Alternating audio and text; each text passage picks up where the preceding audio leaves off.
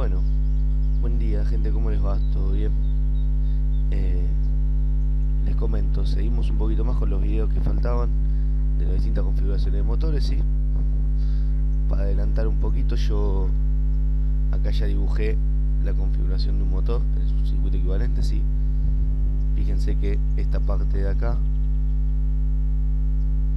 lo que está entre A1 y A2, es el modelo equivalente que habíamos dibujado de la armadura. Acá está la resistencia que presenta el bobinado de armadura, la inductancia obviamente del bobinado, y esta tensión EB, recuerden que es la tensión que se induce entre los terminales y A1 y A2 por el hecho de que el rotor está girando, ¿sí? Recuerden que la tensión EB habíamos demostrado que va desde A2 hacia A1 cuando el rotor gira en sentido horario, ¿sí? Si el rotor gira en sentido antihorario, quiere decir que invertí la polaridad de A1 y A2, por ende la tensión EB va hacia abajo. Bien, esto es un generador controlado, si queremos decirlo, por velocidad. Entonces, esta es la parte de armadura o rotor. Esto es el rotor. Esta es la parte giratoria del motor. Y por otro lado tenemos acá la parte fija del motor. ¿Sí? Esto que está acá representa el bobinado del estator, su resistencia de campo y su inductancia de campo. O sea, esto es el estator.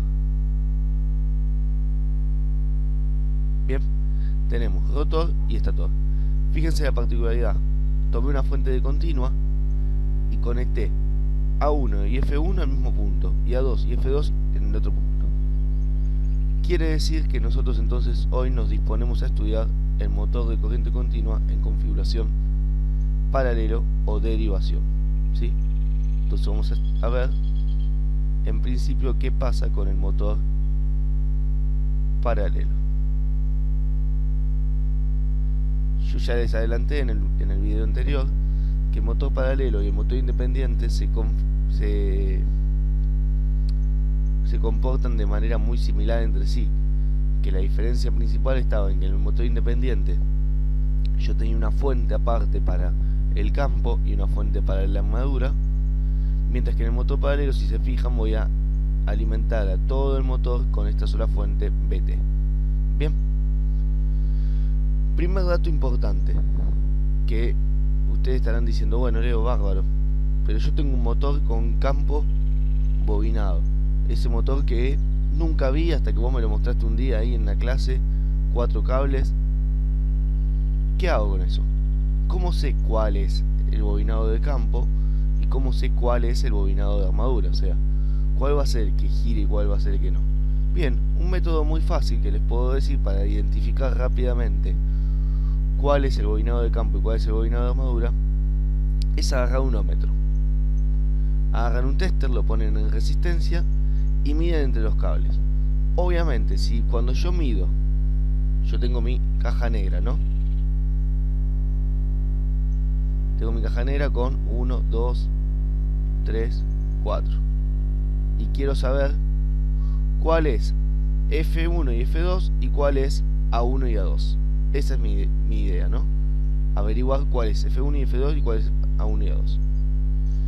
Si yo tengo mi caja negra y coloco un ohmmetro, por ejemplo, sin saberlo, ¿no? Coloqué un ohmmetro acá. Como este bobinado y este bobinado no están conectados, obviamente este ohmmetro me va a medir resistencia infinito, o lo que dice el tester, un 1.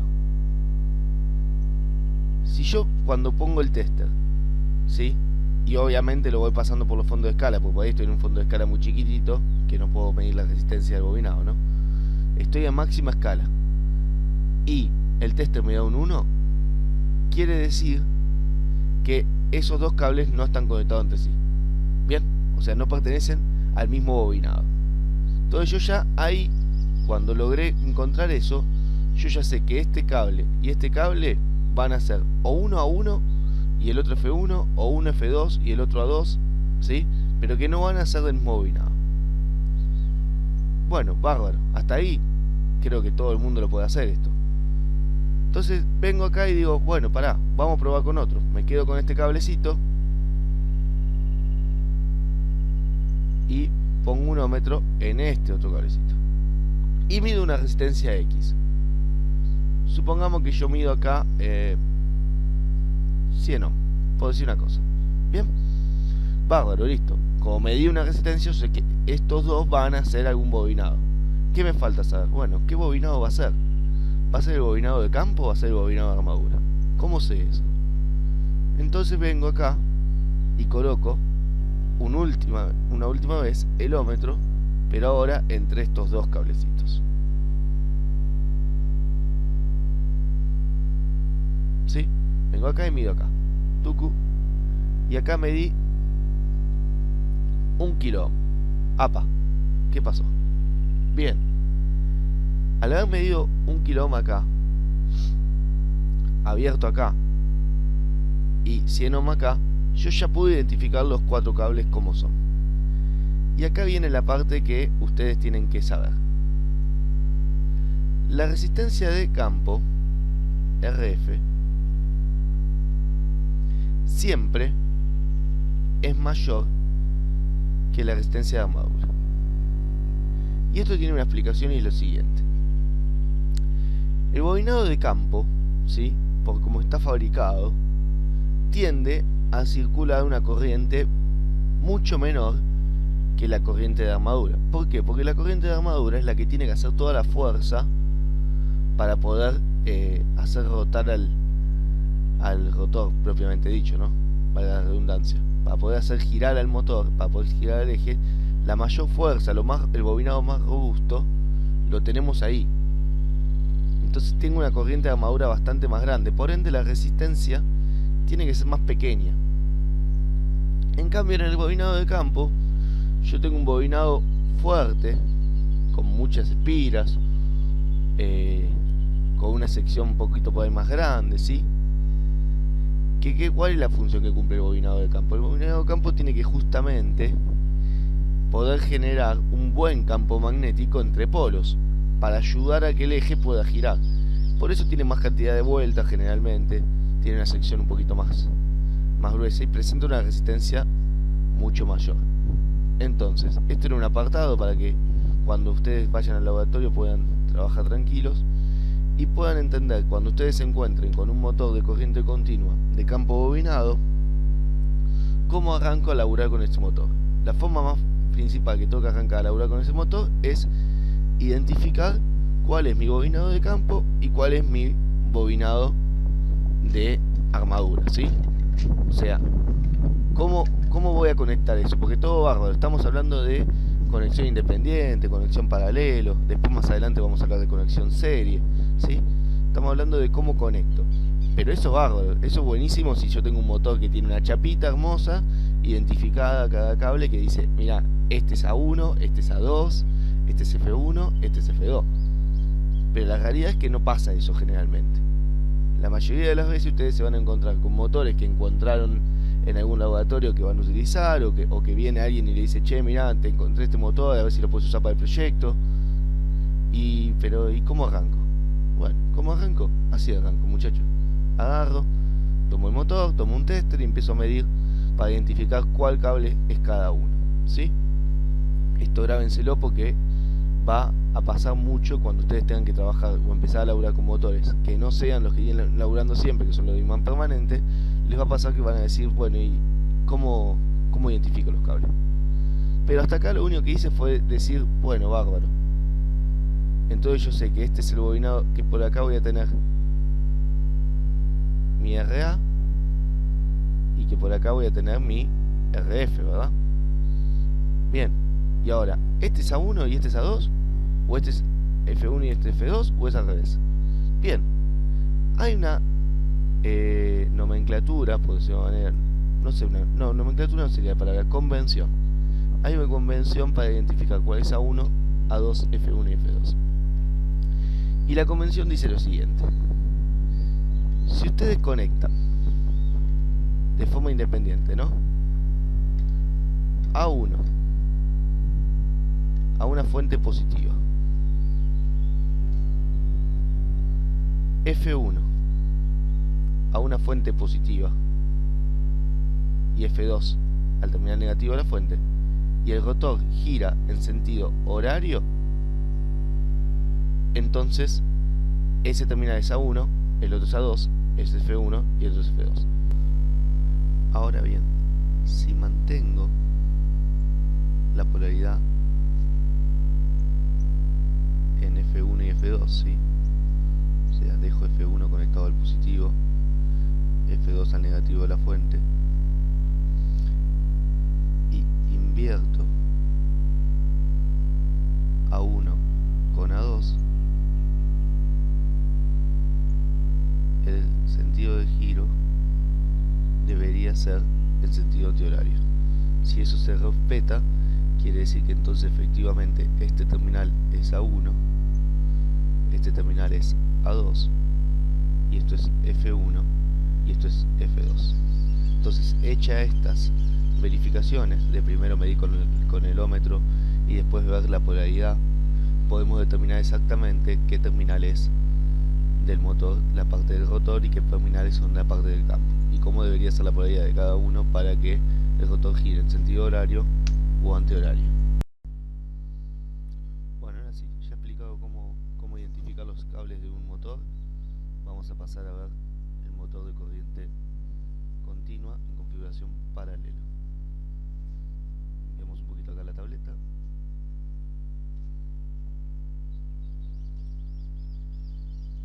Vamos a ver acá. Mientras tanto vayan pensando, vamos viendo que la tensión aplicada al bobinado de campo va a ser igual a la tensión aplicada al bobinado de armadura, ¿sí? Entonces ya podemos plantear de entrada que la tensión EF va a ser igual a la tensión total, y la tensión EA va a ser igual a la tensión total. Bien, por otra parte sabemos que por acá va a circular la corriente de armadura, IA, y que por acá va a circular la corriente de campo, IF. Entonces, si escribimos las ecuaciones características,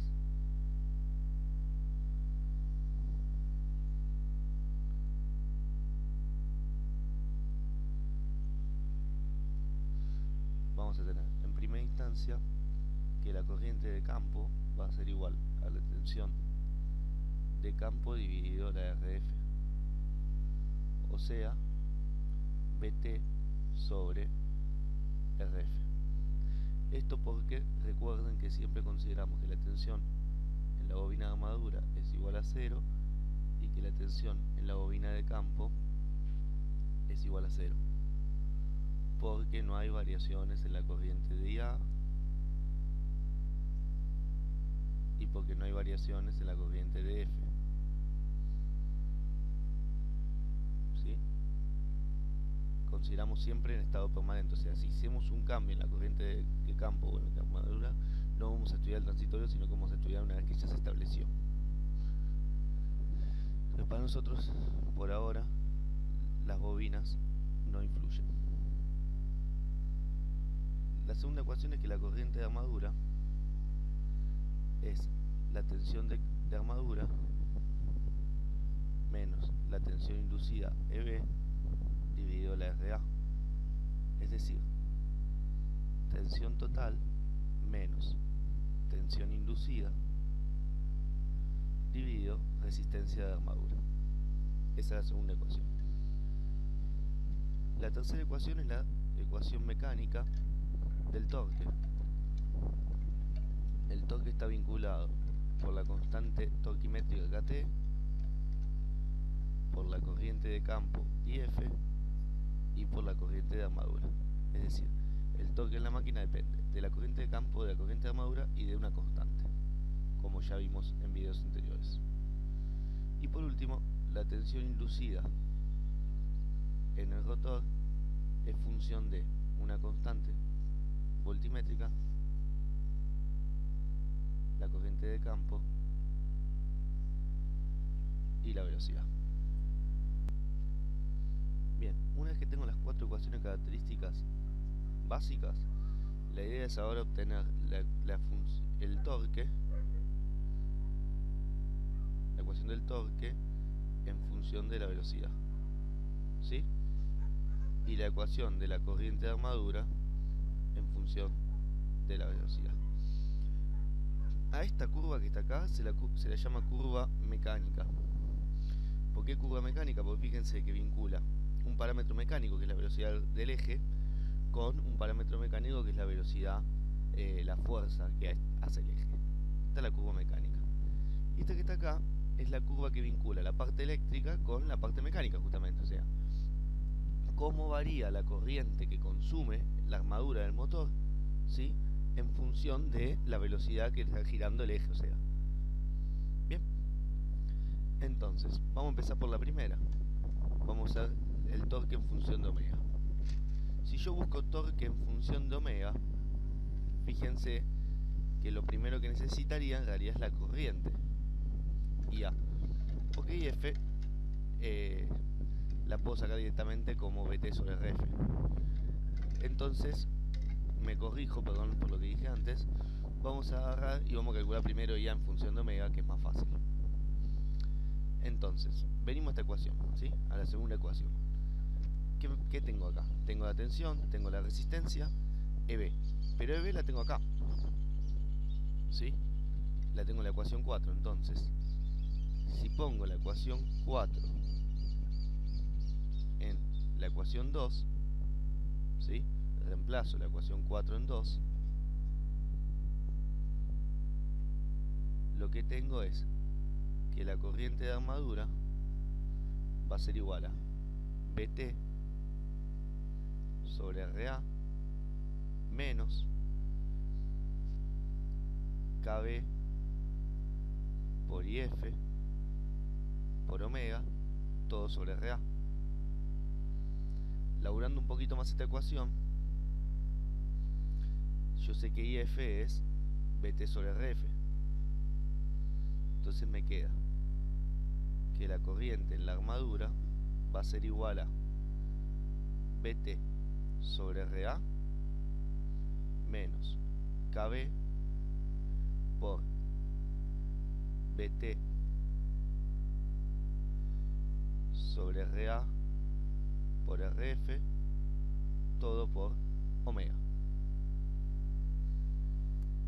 Y ahora sí, si se fijan, tengo la ecuación característica, o mejor dicho, la ecuación que vincula la corriente de armadura en función de la velocidad. Bien, si graficamos la corriente de armadura en función de la velocidad, tiramos un juego de ejes acá.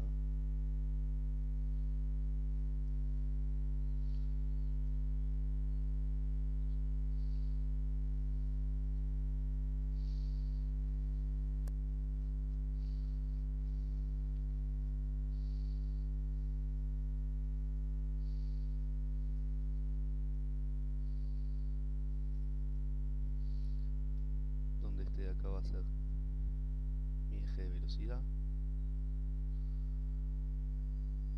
este de acá va a ser mi eje de corriente.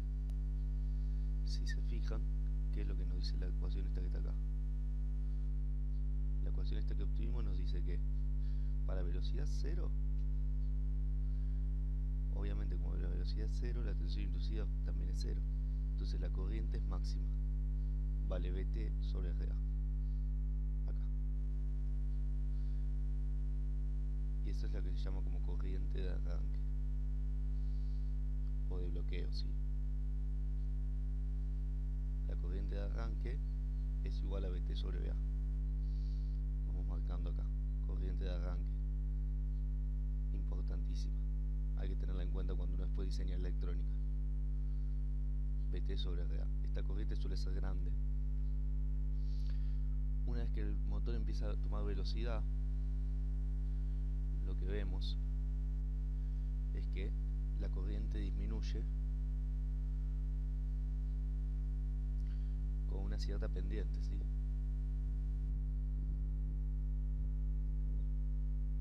Esa pendiente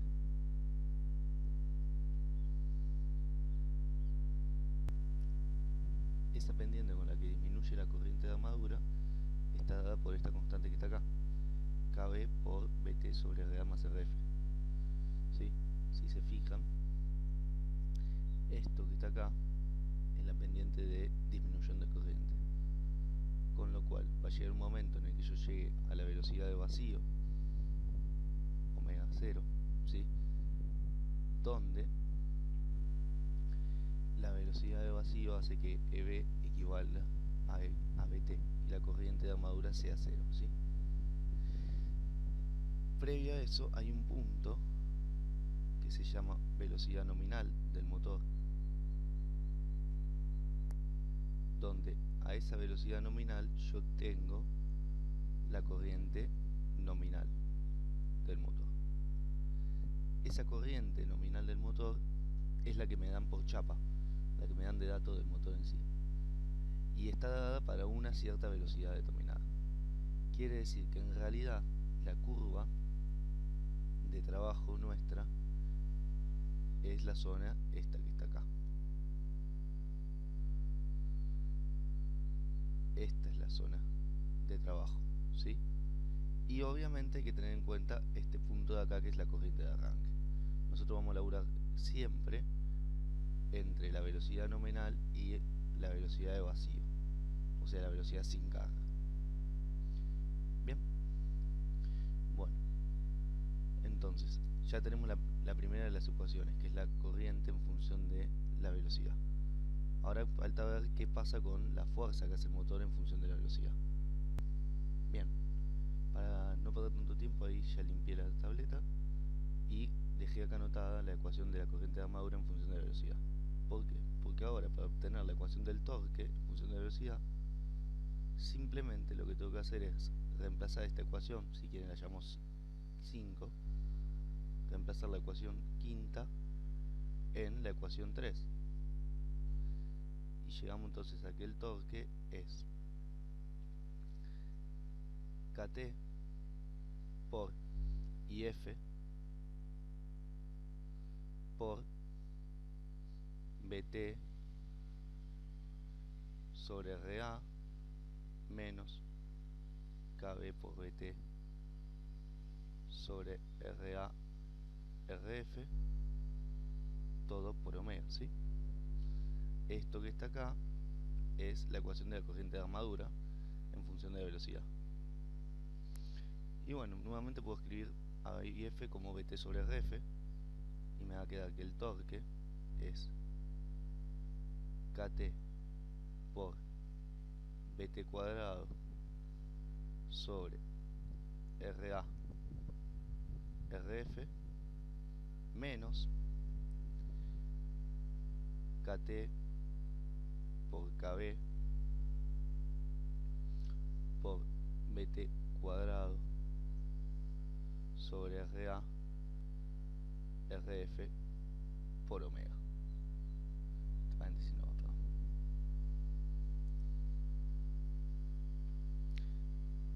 ¿Está bien? Nuevamente fíjense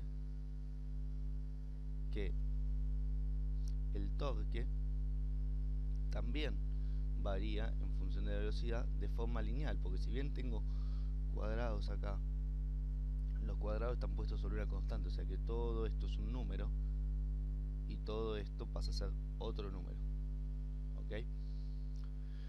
Por ende la velocidad con el torque se vincula también de forma lineal. Entonces nuevamente vamos a graficar ahora el torque en función de la velocidad.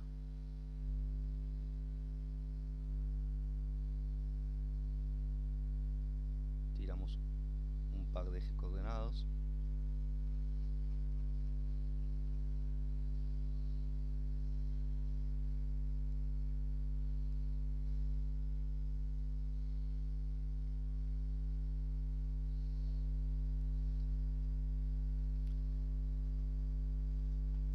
Vamos a coger la regla. ¿Sí? Tiramos un par de ejes coordenados y tenemos velocidad, torque.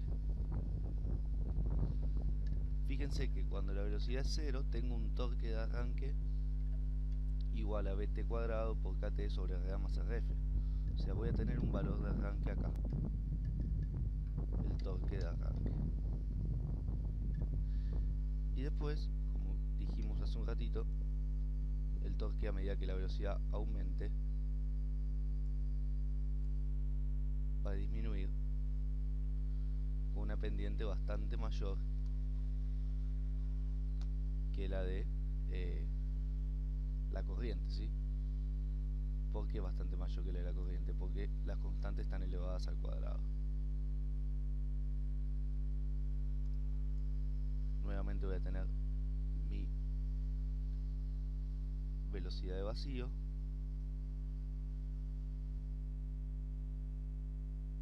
y acá voy a tener mi velocidad nominal con el torque nominal. Esto me da una pauta, fíjense, para una gran variación de torque, o sea, ¿qué es el torque? La carga que yo le voy a poner. O sea, si yo le voy variando la carga al eje del motor, o sea, le voy pidiendo que haga más fuerza o menos fuerza, fíjense que la variación de la velocidad es prácticamente constante. Entonces, una característica importante del motor paralelo, que ustedes vieron ya en el primer video que les subí, es que la velocidad del motor paralelo, omega, es aproximadamente constante. ¿Sí? Constante en función de quién, en función del torque. O sea, yo le pongo una pesa de 1 kilo con un radio, o sea, le hago hacer un torque de 10 Nm y gira a 1000 revoluciones por minuto. Le pongo 500 Nm y gira prácticamente a 1000 revoluciones por minuto. O sea, la velocidad de eje, de rotación, es prácticamente la misma sin importar la carga que yo le ponga. Obviamente, tengo mis limitaciones. ¿Cuáles son mis limitaciones? Yo voy a tener que laburar siempre en esta zona de torque, ¿sí? ¿Por qué? Porque esta es la zona segura de trabajo del motor, entre la velocidad nominal y la velocidad de vacío. Si yo le pongo una carga por acá, ¿me la va a mover? Y sí, me la va a mover. Lo más probable es que el motor termine deteriorándose, ¿sí? Pero ojo, hay que tener en cuenta este valor de acá. Este valor de acá, que es el torque de arranque, es la fuerza que tiene el motor para mover una carga que está quieta. O sea, cuando el eje está quieto y tengo una carga, mi torque de carga no puede ser mayor que el torque de arranque. Si yo tengo un torque de carga por acá, ese motor no me va a servir. ¿Está bien? O sea, si la pieza que yo tengo que mover es muy pesada y el motor tiene un torque de arranque pequeño, esa pieza, por más que después en inercia yo la pueda mover, en el vacío no la puedo mover. ¿Ok? ¿Queda claro esto? Bien. Por último, me importaba que vieran qué pasa si yo grafico todo junto. Si yo acá a este eje le pongo la corriente de armadura, ¿sí? Si acá yo grafico la corriente de armadura,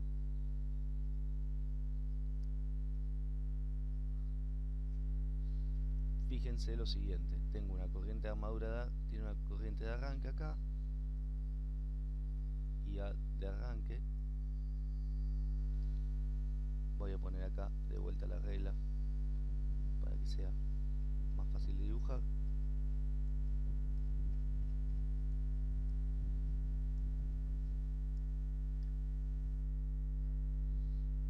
Y trazamos la curva de corriente, ¿sí?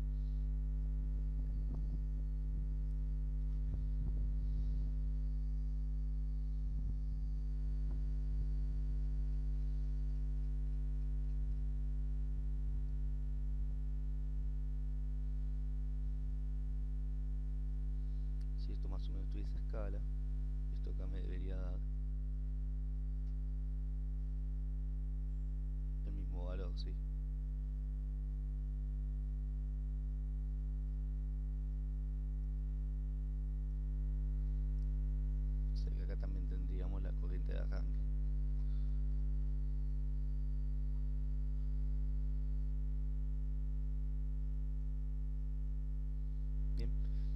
Fíjense, tenemos entonces que la respuesta del torque en función de la velocidad es una recta, y la respuesta del torque en función de la respuesta de la corriente en función de la velocidad es otra recta. Bien, entonces, velocidad 0 tengo un torque de arranque y una gran corriente de consumo. A medida que el eje empieza a tomar velocidad y alcanza la velocidad nominal, el torque también cae ampliamente y la corriente cae ampliamente también, ¿sí? Esto que está acá, vamos a marcarlo con otro color, esto que está acá es la zona de trabajo.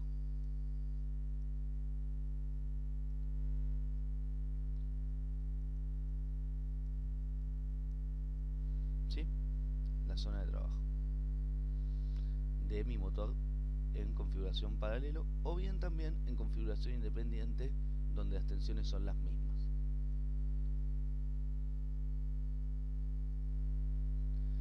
Fíjense que el torque de arranque, si lo saco de esta ecuación, es esto que está acá. El torque de arranque me queda KT por la tensión aplicada al cuadrado sobre la RA y la RF. Bien,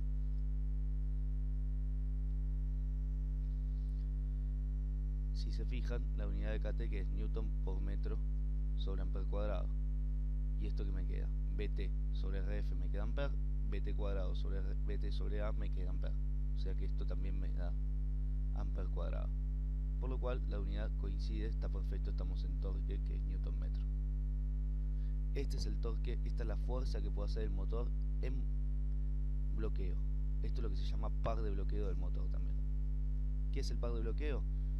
Agarro, le pongo un eje, le pongo una rondana al eje del motor, le cuelgo un peso determinado que hace una fuerza y el eje no gira. Eso es par de bloqueo. No logra rotar el motor. Vamos a empezar a definir las cosas, ¿sí? El torque de bloqueo o par de bloqueo es el torque que puede hacer el motor para frenar una pieza colgando, ¿sí? O sea que yo le aplico una fuerza y no logro que rote el motor. A partir de esa fuerza el motor gira. ¿Cuándo se da ese bloqueo? Cuando la corriente, cuando la tensión es constante, ¿sí? A una tensión constante de BT, ¿sí? Y la fuerza externa no supera el torque ese de movimiento. Perfecto. Bueno, hasta acá entonces con lo que sería motor de configuración paralelo. Lo que les queda a ustedes para demostrar es cuánto vale la velocidad de vacío del motor, ¿sí? Calculen por favor cuánto es la velocidad de vacío. La velocidad de vacío, ¿cuándo se da? Fíjense que la velocidad de vacío se da cuando el torque es nulo. O sea, la velocidad de vacío se da para cuando el torque es igual a 0. ¿Está bien? Entonces, en función de esto, por favor calculen y súbanlo al Schoology cómo les queda la fórmula de omega 0 en función de la corriente y los parámetros del motor, ¿sí? EB, RA y RF. Bien, esa es la tareita que les queda por ahora para hacer. Tienen que agarrar todas estas ecuaciones características del motor paralelo y obtener la ecuación de omega 0 cuando el torque vale 0. Y la suben al foro de discusión que tenemos en el Schoology armado. Así empezamos a activar el foro ese. Bueno, me queda un videito más, que es el de motor serie, que lo voy a estar armando seguramente en el transcurso del día de hoy. Y una vez que subo esos videos, se viene el laburo de su parte. Les voy a mandar la guía de ejercicio de motores de continua. La idea es que esta semana terminemos con la parte de motor de continua y arranquemos ya a ver algo de motor de alterna para poder meternos de una vez por todas después en electrónica de potencia, ¿sí? Arrancamos primero viendo toda la parte de motores, como les expliqué el primer día. ¿Por qué? Porque lo que nosotros vamos a usarlo como un ejemplo de carga para cuando después veamos los dispositivos de electrónica de potencia. Bien, bueno, les mando un abrazo.